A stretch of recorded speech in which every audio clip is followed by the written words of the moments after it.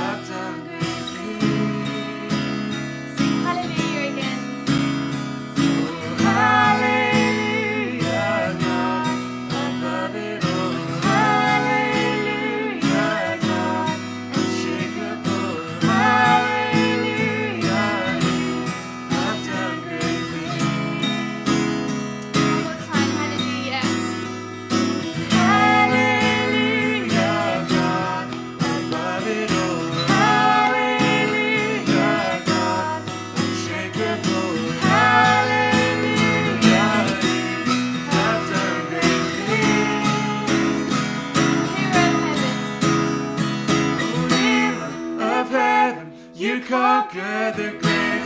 You free every captive and break every chain. Oh God, you have to grave. Be dancing your freedom, awaken alive. Oh Jesus, our Savior, your name lifted high. Oh God, you have to grave. You have to grave.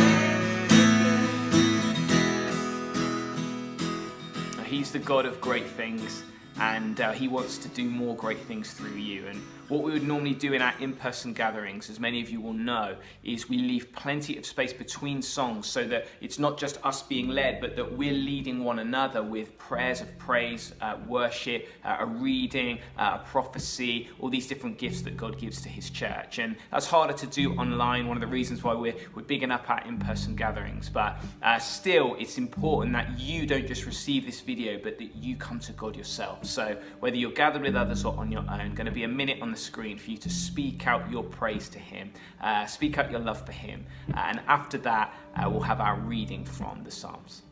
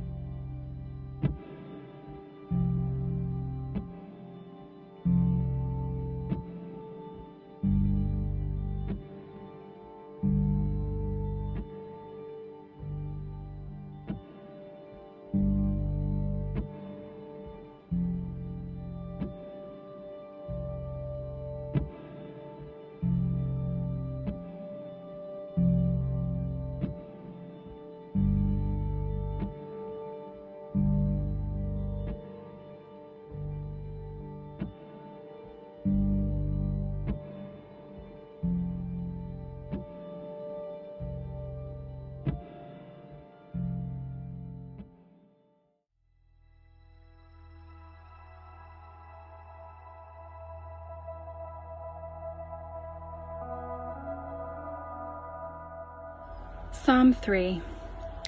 O Lord, I have so many enemies, so many are against me. So many are saying, God will never rescue him. But you, O Lord, are a shield around me. You are my glory, the one who holds my head high. I cried out to the Lord, and he answered me from his holy mountain. I lay down and slept, yet I woke up in safety, for the Lord was watching over me. I am not afraid of 10,000 enemies who surround me on every side. Arise, O Lord, rescue me, my God. Slap all my enemies in the face. Shatter the teeth of the wicked. Victory comes from you, O Lord. May you bless your people. If you remember, we're spending the summer in the book of Psalms, and a big part of what we're doing is simply inviting the whole church on this journey of reinvigorating our prayer lives. For the best part of 2,500 years now, the Psalms have been teaching God's people from every background, every generation, how to connect with God and abide in him through all the different challenges and trials of life.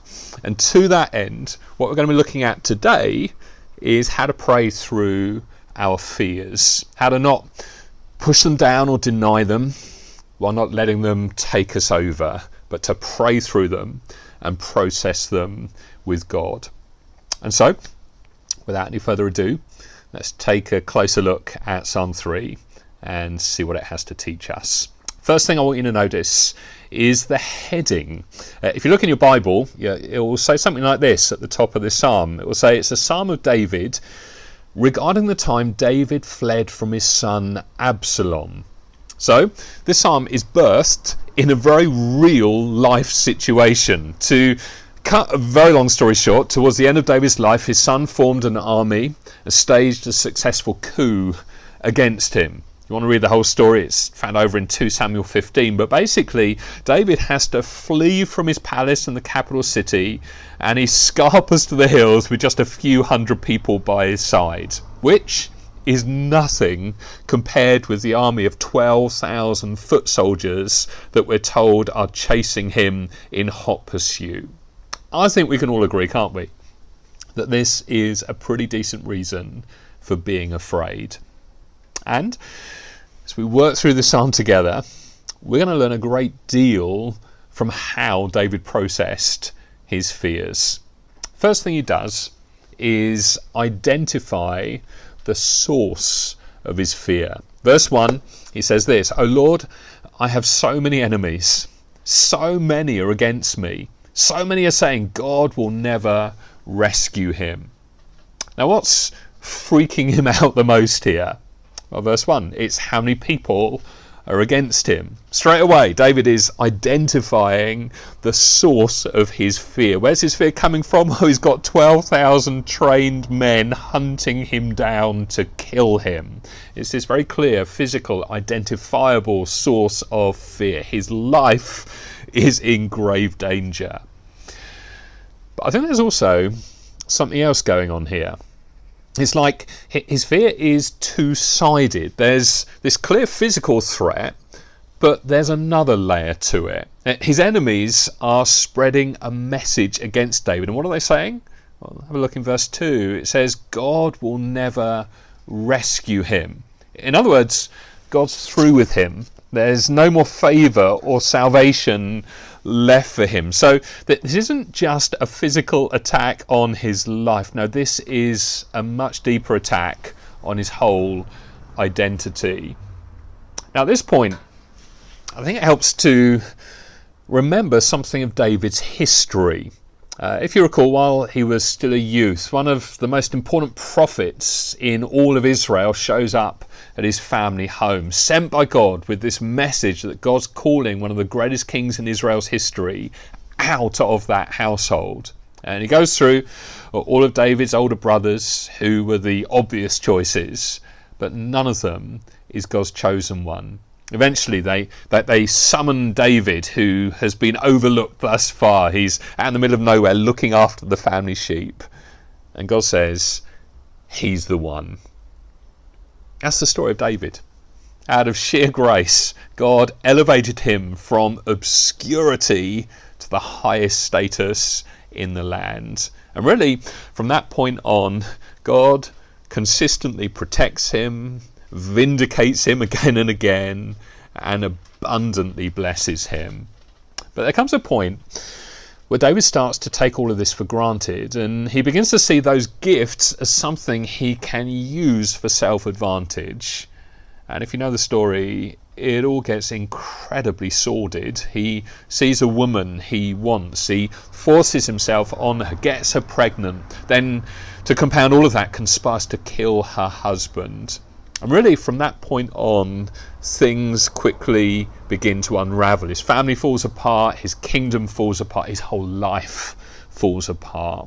And so, what his son Absalom and the army of enemies are capitalizing on here is the belief that God is now through with David. He was God's chosen king, but not anymore. That this exalted king is now fleeing for his life from his own son. And so what's under threat here is not just his life, but his whole identity. Who is David now if he's not a successful king and father? And for that matter, if God's no longer with him.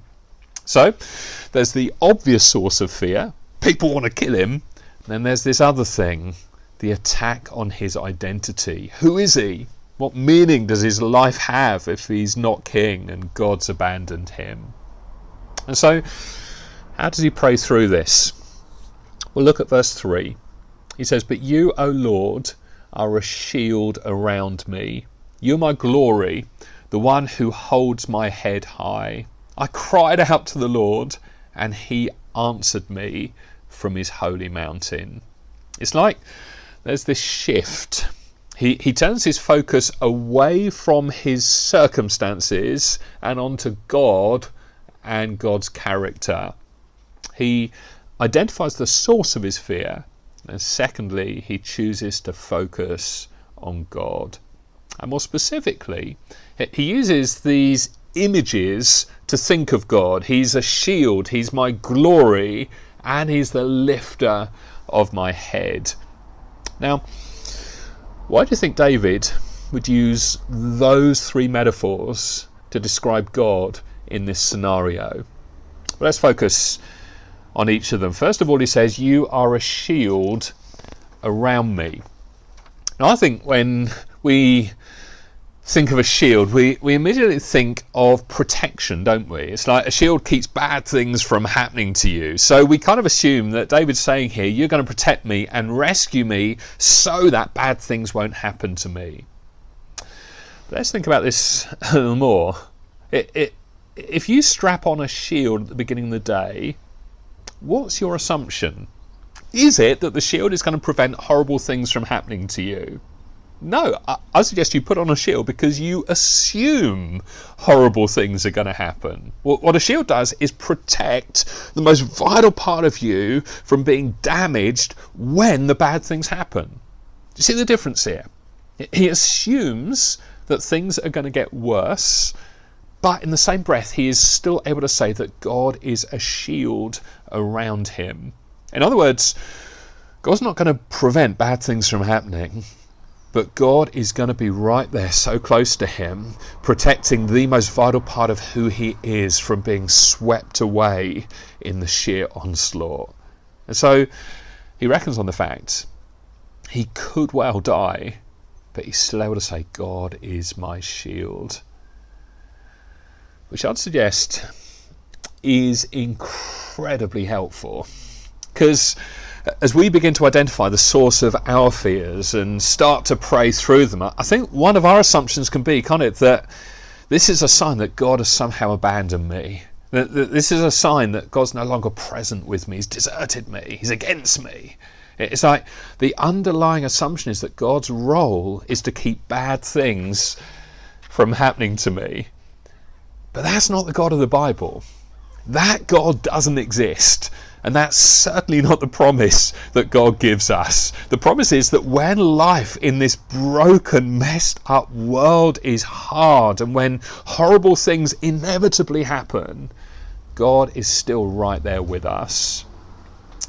Which means that seasons of pain and tragedy might well be the closest we get to experiencing God's presence with us. This could draw us closer to God than we've ever been before.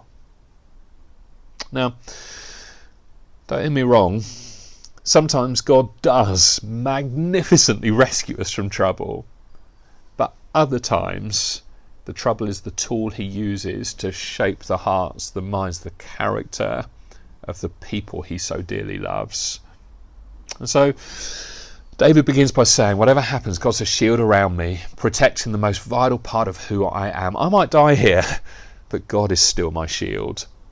Now, the next two metaphors touch on what the most important part of him is. He says, you're my shield, and then secondly, you are my glory. Now, what does that mean? And why would David need to say that?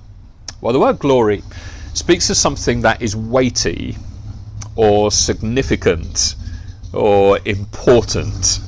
So to say that God has glory, or for us to give glory to God, is to say that he's the most significant, the most weighty, the most important person to know. That's what it means to glorify God. Now, of course, people can have glory too, can't they? In fact, in 1 Chronicles 29, right towards the end of David's life, a little while after the events that led to Psalm 3, it says this of David. So David, son of Jesse, reigned over all Israel. He reigned over Israel for 40 years, 7 of them in Hebron, 33 in Jerusalem. And he died at a ripe old age, having enjoyed long life, wealth, and honour. This word translated honour is the exact same word that we find in Psalm 3, in that context translated as glory. So glory is about your status, it's about your honour, It's about whatever it is that gives you significance and importance. And for David, as we've seen, what defined him was this incredible story of rising from obscurity as a humble shepherd boy to a great king. But in this psalm, that's been taken away from him. What's more, any illusion that he was a successful father has been well and truly shattered, and his moral integrity, well, that's in ruins too. So, at the lowest point in his life, David comes to God and says, "You are my glory. You're the one who gives me significance. You're the source of my identity and meaning." And he has to say this because something else has become his glory. His wealth, his power, his military successes. He had his own glory, but ended up squandering it. It's like, in praying through his fears, David recognises that he has misplaced his glory. Because all the eggs were in the basket of being king, and once that's called into question, well, he crumbles. Because who is he if he's not a king? And from that place, it begins to dawn on him that his significance is ultimately found in who he is in relation to God. That's all he needs for meaning and worth in life. Which leads to the third metaphor. He concludes, "You're the one who holds my head high." He's saying, I don't have any reason to hold my head up high anymore. No reason to be confident in myself right now. And so he redirects his focus from himself and he looks to God. And he says, "You're the one who enables me to hold my head up high, even when it looks like I'm an utter failure." Now, how can he be so sure? What's the source of his confidence here? And for that matter, what can be the source of our confidence when we take the same route? Well, look what he says next. Verse 4, "I cried out to the Lord, and he answered me from his holy mountain." He's praying, and he's incredibly confident that God is answering, despite being this morally compromised, failed father and king. How can he be so confident? Well, it has nothing to do with David. It has everything to do with where God is answering from. He's answering from the holy mountain. The holy mountain is a reference to the city of Jerusalem, and more specifically the site of the future temple which housed the tabernacle. He's saying, "I'm on the run. I fear for my life, yet you're my shield. You're my glory. You're the lifter of my head. And when I pray, I know that you answer because you're answering from the tabernacle, from the hot spot of your presence in Jerusalem." Now let's just reflect on this a bit more. Let's try and dig a bit deeper here. What is it that happened there on that holy mountain in the tabernacle that would allow a sinful man to be forgiven and shown grace? Well, that's where sacrifices were offered as a substitute for the wrongdoer, the animal bearing the guilt and covering over the sin. And so David is looking to the substitute that both deals with his sin and gives him confidence that God has forgiven him and is still for him despite his circumstances. Now for us today, as we consider this from the other side of the cross where Jesus died as a substitute for us, as we remember his life, his death, his resurrection on our behalf, as we see how Jesus covered over our sins by absorbing into himself what we deserve, providing covering for us and a source of new life and grace for those of us who would turn towards him, as we consider this other son of David who was executed by the Romans near that holy mountain. All of this allows us to pray through this prayer of David as followers of Jesus and go on the exact same journey. And look where it leads. Verse 5, "I lay down and slept, Yet I woke up in safety, for the Lord was watching over me. I'm not afraid of 10,000 enemies who surround me on every side. He's identified the source of his fear. He's looked to God. He's realigned his priorities. He's looked to the substitute who has done for him what he couldn't do for himself. And now he knows he can rest in God's mercy and grace. Even if a spear goes through his chest and he doesn't wake up the next morning, he's not afraid, because he knows that God is his glory and that God's commitment to him is even stronger than death. And so, in the end, he comes to a place of peace. But at the same time, that doesn't cancel his desire for vengeance. Verse 7, he prays, "Arise, O Lord, rescue me, my God. Slap all my enemies in the face. Shatter the teeth of the wicked." Now, let's be honest. I think some of us are probably a bit put out by this kind of language, aren't we? We kind of wish it wasn't in the Bible. We find it a bit awkward, a bit embarrassing. But just think about it.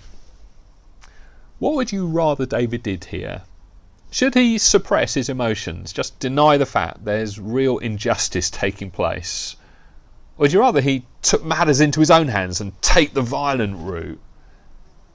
On reflection, isn't it better that he prays through his feelings? And let's get real. There are many things in the world that are worth getting riled about. What are you supposed to do with that? Act like it's not there, just gloss over it? No, you pray through it. So, as a profound act of faith, the third stage in David's processing his fears is to leave vengeance in the hands of God. David commits his enemies over to God's justice and asks God to take care of them. And if you read on in the story, you'll see God does exactly that. Absalom, David's son, who was hunting him down, prided himself in his long flowing hair. And in the midst of a battle, his hair gets caught in a tree, leaving him a sitting, or should I say a hanging target for someone to hurl a spear through his chest. David didn't need to lift a single finger, but he processes his emotions with God, which enables him to deal with his anger and desire for vengeance and leave it all in the hands of God. Now, I think this is such an important lesson for us today. I want you to hear this. God can take your anger, but whatever you do, don't let it take you over. Don't bury it, but do pray it through. All of which leads David to a place of recognizing where deliverance comes from, and it's not him. Verse 8, victory comes from you, O Lord. May you bless your people. Now look, this is going to land differently for each of us. But as we draw to a close, would you just consider what it would look like for you to take the same journey as David? There's fear in your life right now. What would it look like to identify that, to dig to the root of it, come to a place of turning to God and trusting his character, turning that circumstance or that enemy over to him in order to find peace? Or perhaps there's a dark cloud hanging over your life, that sense of where's my life going? Nothing's working. Who am I? Where's my significance? Some of us might need to do some real soul searching, because it could be that your fear comes from misplaced glory.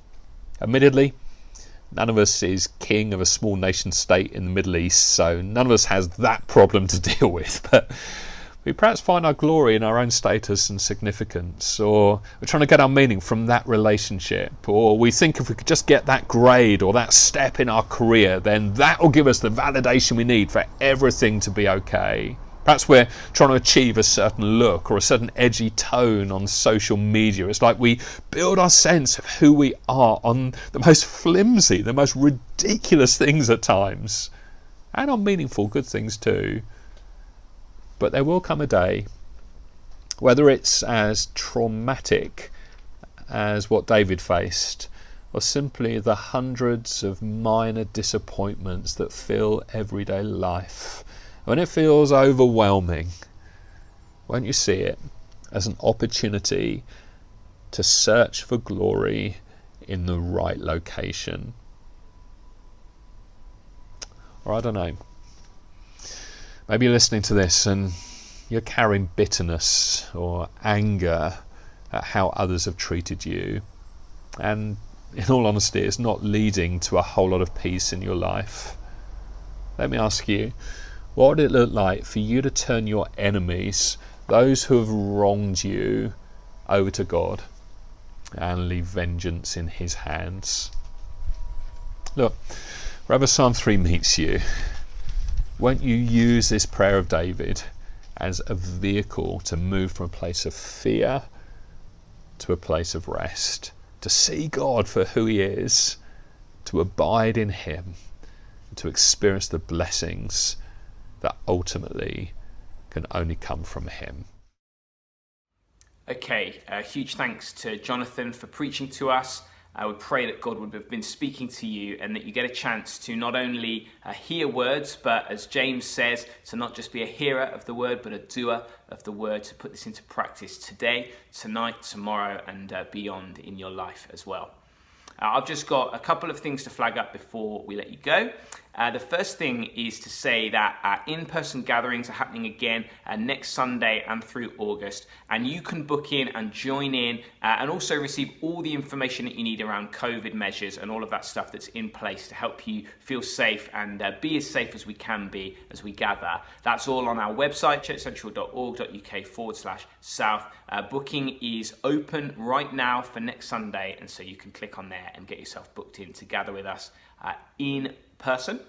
And the other thing to say is, through the brilliance of Helen Bell, who is a member of our church and a real leader in our community through her work in her workplace.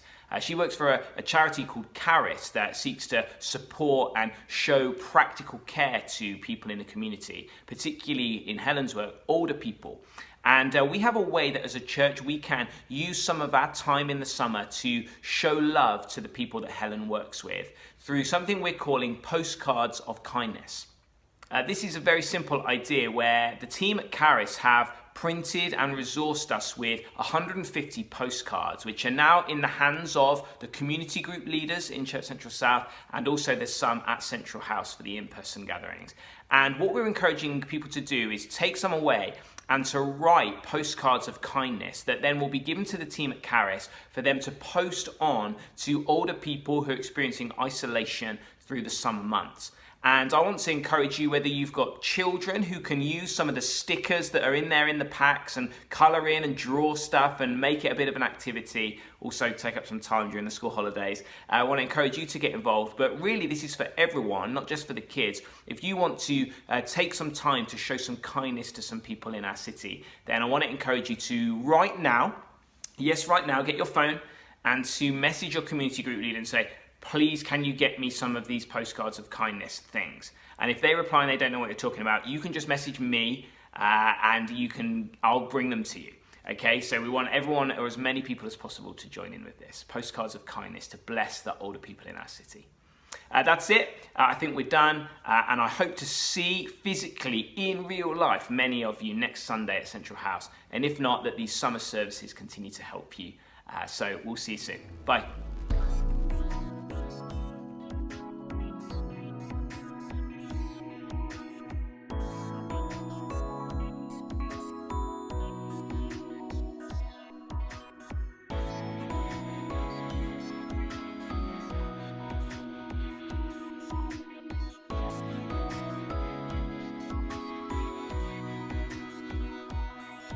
I will not fear, even in the darkness. You hold my hand always. I will not fear, for you are with me, and I will lean on your promises.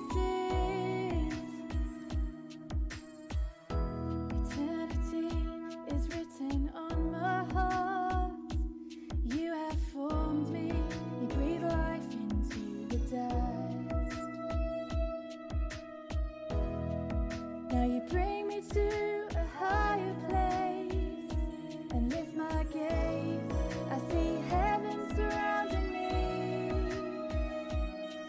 I will not fear, even in the darkness.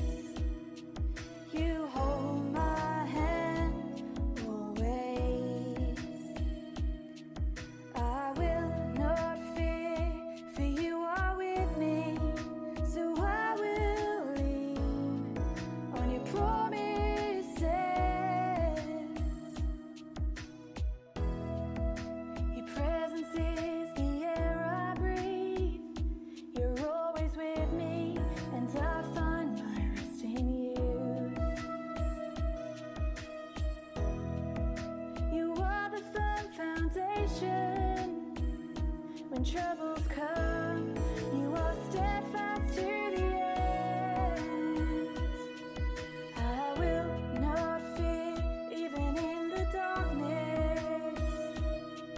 You hold my hand always. I will not fear, for you are with me, and I will lean on your promises.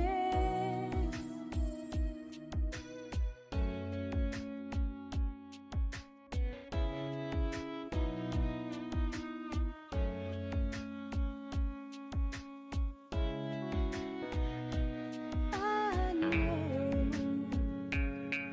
that in all things you're true, faithful one. You're the rock on which I stand. Yes, I know that in